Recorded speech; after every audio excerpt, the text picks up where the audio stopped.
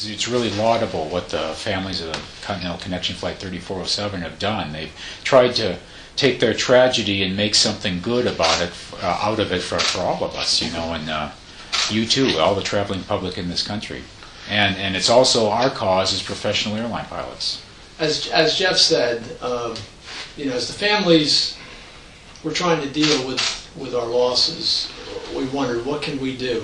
And the more we learned about our accident, the more we realized this was extremely preventable, and you don't want to live what I live every day, having lost my daughter, and I don't want any other American person, or anybody for that matter, to go through what I am going through. So we were looking for avenues. How do we improve aviation safety?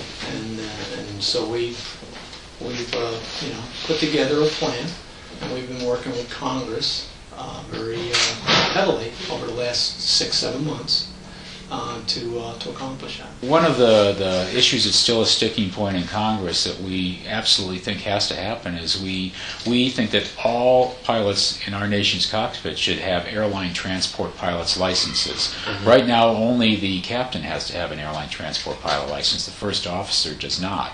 And the difference is that to get an airline transport pilot license, you need many more experience. You have to meet many more experience hurdles. You have to have 500 hours across country, 400 hours at night. You actually have to have flown in clouds, which you don't have to have any experience at to get a commercial license. So literally, when you're flying in back in an airplane with the expectation of 2 qualified professionals up there behind the door, the first officer, they could be on their very first flight and never having even been in a cloud or been in any kind of weather and icing and thunderstorms and have absolutely no experience with that whatsoever. You used to have 5 years or more in the industry before you could even look at getting a job at a regional airline, you know, like fly into Greenville, Spartanburg here in upstate.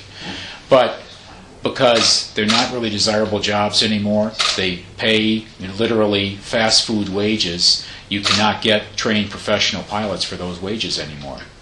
What we're saying is at the regional airline level, since these are essentially small companies, small upstart companies that the majors are now outsourcing to, these folks are saying, well, what's the minimum that we can hire a pilot for?